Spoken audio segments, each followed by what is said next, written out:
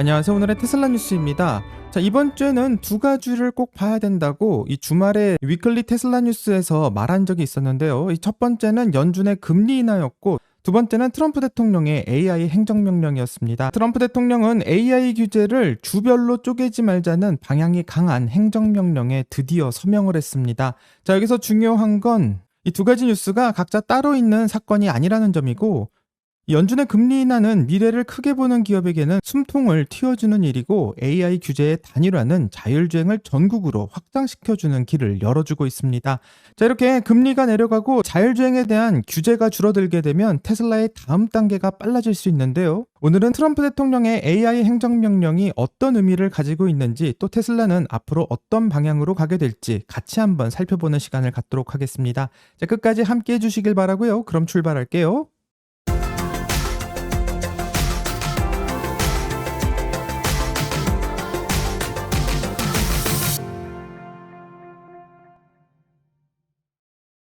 자, 간단한 뉴스부터 한번 살펴보면, 오늘 시장에서 굉장히 눈에 띄는 움직임이 하나 있었습니다. 바로 오늘 리비안의 주가는 18.5달러를 기록하면서 무려 12.05%가 상승하게 되었는데요.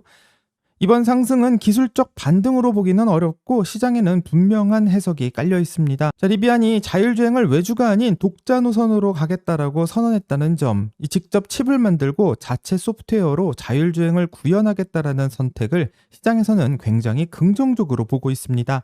자, 자율주행 시대에 플랫폼과 AI를 직접 주겠다는 회사는 점점 줄어들고 있고, 그 자체가 프리미엄이 되기 시작한 것 같은데, 이 리비안의 독자적인 자율주행 개발에 대해서 박수를 보내고는 싶지만, 여기서 같이 한번 꼭 봐야 될 숫자가 있습니다. 자, 리비안은 현재 약 70억 달러 수준의 현금과 단기 투자 자산을 보유하고 있지만, 이 분기당 현금 소진의 규모를 보면 시간이 아주 넉넉한 회사는 아닌 상황입니다. 자, 앞으로 중요한 건 자율주행 R&D에 돈을 얼마나 더 투자하느냐, 이것에 따라 남은 시간이 결정될 것 같은데요. 이 자율주행은 한번 시작하면 중간에 멈출 수가 없는 영역이고, 이 투자 규모에 따라서 이 회사의 운명은 안타깝게도 3년에서 4년 안에 결정될 수도 있습니다. 자, 그럼에도 불구하고 리비안의 CEO는 이 타이밍에 자율주행이라는 엄청난 주사위를 돌리며 도박을 걸고 있는데요. 왜 이렇게까지 하는 것인지 궁금할 수밖에 없습니다. 자, 여기서 하나 짚어볼 수 있는 건, 리비안은 이미 과거에 폭스바겐으로부터 전략적 투자를 받은 경험이 있고, 이 자율주행 기술을 직접 확보하게 된다면 아마도 다른 전통 자동차 회사들과 이 협업이나 이 추가 투자의 가능성이 나올 수 있습니다. 자, 한마디로 자율주행은 리비안에게 이 기술 개발이 중요한 게 아니라 다음 생존을 위한 베팅이자, 또 추가의 투자 라운드를 열 수 있는 카드가 될 수 있는데요. 그래서 리비안의 주가 상승은 문제가 해결되었다라기보다는 시장이 이런 선택을 일단은 긍정적으로 평가했다, 이 정도로 해석할 수 있습니다. 자, 이제 남은 질문은 과연 리비안은 이 도박을 성공적으로 끝나게 될지가 궁금하고요. 리비안의 차량이 한 대 팔릴 때마다 만불의 손해를 보고 있는 리비안이 회사의 운명이 4년밖에 안 남은 시간에 과연 살아날 수 있을지, 리비안의 도박을 같이 한번 지켜보겠습니다. 자, 다음 소식은 테슬라 로보택시 관련돼서 눈에 띄는 장면이 포착됐다고 합니다. 자, 캘리포니아에서 모델 S 차량이 라이다 장비를 장착한 채 이 로보택시의 검증 테스트를 진행하는 모습이 확인되고 있습니다. 자, 이건 좀 이례적인 장면이라는 이야기가 나오는데요. 지금까지 테슬라는 로보택시 테스트에서 예외 없이 모델 Y를 사용해 왔었습니다. 아무래도 가장 많이 팔리는 차이고, 또 공간도 충분하고 이 대량 운용에 최적화된 차량이라 생각되는데, 그런데 이번에 보고되고 있는 것은 테슬라의 플래그십 모델인 모델 S가 테스트에 등장하고 있는 것입니다. 자, 테슬라는 그냥 분위기 전환으로 차를 바꿨다, 이 정도로 가볍게 볼 수 있는 회사가 아니고요. 테스트에 동원된 차량 하나에도 센서의 구성 하나하나에도 분명한 목적이 있는 회사입니다. 그래서 이 장면을 보게 된다면 여러 가지 가능성을 생각해 볼 수 있는데, 이 첫 번째는 로보택시 서비스의 프리미엄 버전의 가능성입니다. 자, 우버에는 우버 블랙이 있고, 리프트에도 고급 서비스가 있는데, 어쩌면 테슬라도 기본 로보택시 서비스 외에 조금 더 조용하고 안락한 고급 로보택시 옵션을 염두에 두고 있을 수도 있고요.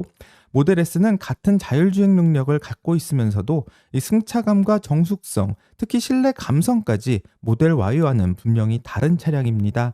자, 만약 모델 S가 로보택시 플랫폼의 한 축으로 활용되게 된다면 앞으로 이 차량은 이 수익 모델의 일부가 되는 것이고, 물론 테슬라는 아무런 공식 발표도 하지 않았으며 이번 테스트가 이 데이터를 검증하는 간단한 일일 수도 있습니다.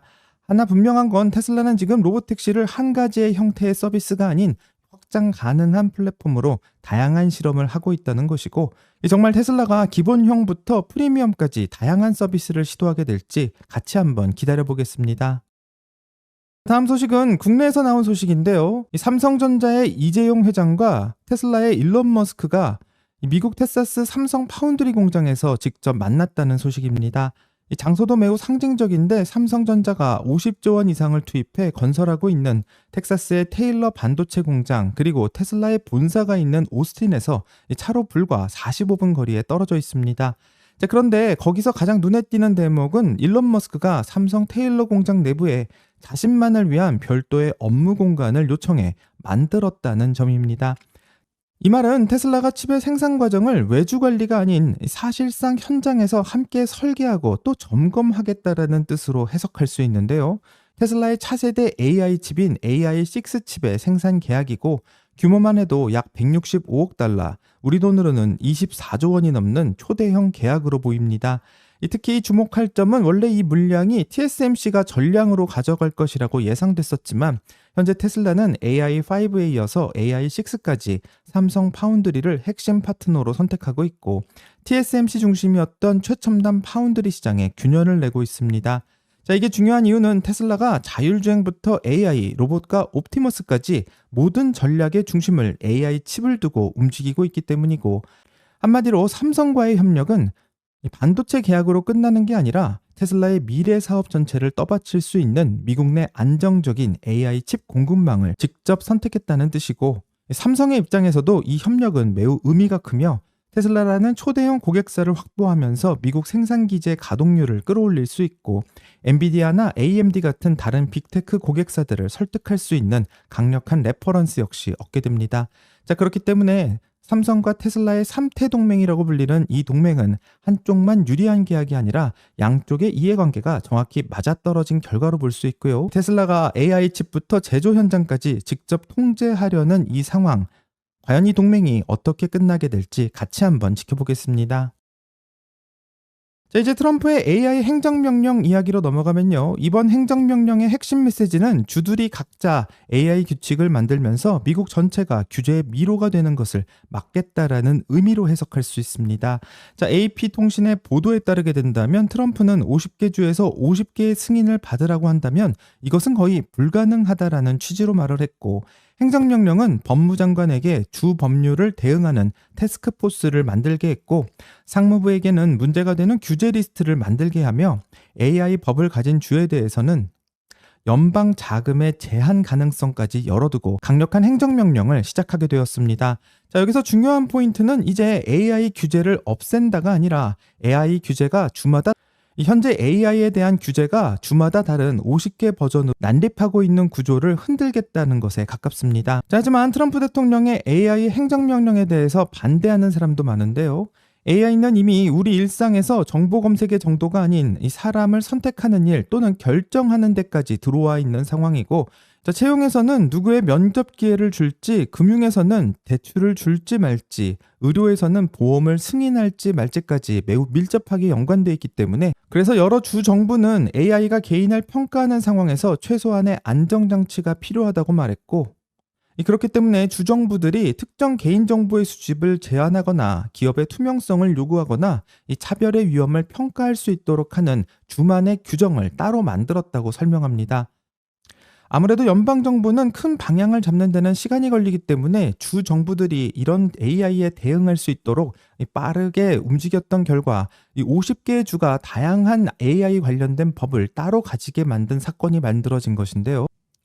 여기서 중요한 인물이 트럼프 행정부에서 AI와 크립토 정책을 이끌고 있는 인물입니다. 이분은 이번 행정명령에서는 가장 과도한 주의 규제를 문제 삼을 뿐 아동의 안전과 같은 조치에는 반대하지 않는다라고 이번 행정명령을 설명하고 있고, 한마디로 이 행정명령이 노리고 있는 것은 AI 산업 전체를 무법지대로 만들겠다는 게 아닌 50개 주가 제각각 규칙을 만들어서 기업을 멈추게 만드는 기형적인 구조를 연방 중심으로 다시 정렬하겠다라는 시도에 더 가깝습니다. 자, 이제 과거로 시간을 되돌려봐서 일론 머스크가 트럼프 대통령을 지지한다고 선언했을 때 많은 사람들은 이해를 하지 못했습니다. 이 트럼프는 전통적으로 내연기관의 중심의 정치의 언어를 쓰고 있고, 이 당선 이후의 정책의 흐름만 봐도 전기차 보조금의 축소와 폐지, 크레딧의 약화, 또 이 내연기관차의 연비 규제 완화와 같은 방향으로 나아갔었습니다. 자, 겉으로만 본다면 테슬라에게 손해보는 선택으로 보일 수 있는데요. 하지만 여기서 관점을 좀 바꾸면 일론 머스크의 배팅을 볼 수 있습니다. 자, 전기차의 보조금은 현재 분기 판매에는 영향을 주지만 자율주행에 대한 규제는 이 테슬라가 가려고 하는 자율주행 시장의 크기를 결정할 수 있는데요. 이 테슬라가 진짜 크게 먹을 판은 차를 파는 곳이 아닌 자율주행이 전국 단위로 열릴 때 열리고, 이 테슬라가 가려던 길을 막고 있었던 것은 바로 주마다 다른 AI 관련 규칙이었습니다. 자, 테슬라의 접근은 어떤 도시, 어떤 구역만 달리는 지오펜스 관련 전략이 아닌 어디서든 달릴 수 있는 범용 자율주행을 목표로 하고 있는데요. 자, 그런데 50개 주의 규칙이 다르게 된다면 이런 전략은 매번 발목을 잡힐 수밖에 없습니다.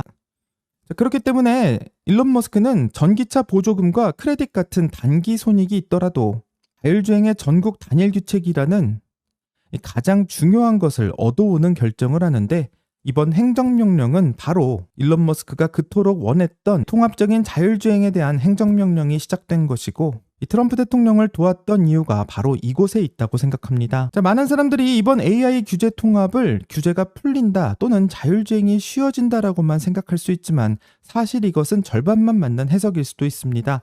자, 연방 차원의 단일 규제가 만들어진다는 건 모든 회사가 자유롭게 자율주행을 한다는 뜻이 아니고요. 오히려 반대일 수도 있습니다.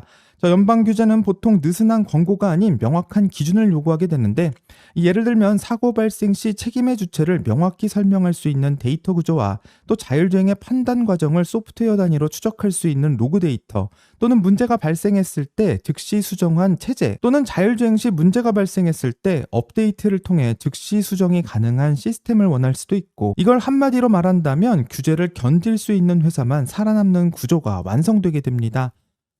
자, 이렇게 되면 기존 자동차 회사들 같은 경우 자율주행 소프트웨어를 여전히 외주나 파트너 혹은 통합의 형태로 운영하고 있는데, 이런 구조에서는 연방 규제가 요구하고 있는 이 데이터의 일관성과 이 자율주행 책임의 통일성을 맞추기 어렵고요. 자, 그렇기 때문에 자율주행을 처음부터 시스템으로 설계한 회사, 즉 하드웨어와 소프트웨어, 데이터와 업데이트, 그리고 책임까지 한 회사 안에 들어있는 구조, 바로 이 구조가 이 마지막까지 살아남을 수 있습니다. 자, 그렇기 때문에 테슬라의 전략이 다시 보이기 시작하고요. 이 연방의 규제 단일화 속에서 테슬라에게는 정말 큰 기회가 열리는 사건이라고 생각하게 됩니다. 자, 오늘의 테슬라 뉴스를 시청하시는 구독자님들께서는 캘리포니아 같이 정치적으로 반대하는 곳에서 이 테슬라가 싫다고 법으로 막아버리면 어떡하냐, 이런 걱정을 할 수도 있는데, 행정명령은 연방법의 체계 안에서 주 규제를 문제 삼을 수 있는 장치를 만들고 연방의 자금을 이용해 압박할 수 있는 카드도 걸어두는데요. 한마디로 주정부가 연방의 결정과 정면으로 충돌하는 방향으로 가게 된다면 정치적 또 재정적으로 부담이 커질 수밖에 없습니다. 자, 통합의 규제가 곧바로 전국의 로보택시 허용을 바로 의미하지는 않지만 규칙이 하나로 모이고 방향이 잡히게 된다면 이 기업은 그 기준에 맞춰서 개발과 검증, 확장을 빠르게 설계할 수 있고, 그렇게 된다면 변화가 찾아올 것이라 생각합니다. 자, 이제 테슬라는 금리 인하로 성장주 밸류에이션에 대한 부담의 완화가 시작되었고, 또 AI와 자율주행의 규칙이 통일된 쪽으로 이동하고 있으며, 규제 관련된 미로가 풀리면서 전국 확장의 스토리가 다시 커지고 있기 때문에 점점 전고점 돌파에 유리한 상황이 만들어지고 있습니다. 여태까지 테슬라가 전고점을 돌파하기 위해서 막고 있었던 이런 큰 장벽들이 흔들리기 시작한 주가 바로 이번 주가 아닌가 생각해 보고요. 이제부터 시장은 테슬라가 새로운 규제 환경 변화 속에서 로보택시의 확장을 얼마나 빠르게 할 수 있는지 확인하게 될 것 같고, 이 테슬라가 그것을 바로 증명하는 순간 테슬라는 새로운 전고점을 향해 달려갈 것이라고 생각합니다. 여기까지가 오늘의 테슬라 뉴스였고요. 오늘 영상이 도움이 되셨다면 구독과 좋아요 그리고 알림 설정 부탁드립니다. 한 주 동안 정말 수고하셨고요. 즐거운 주말 되세요. 감사합니다.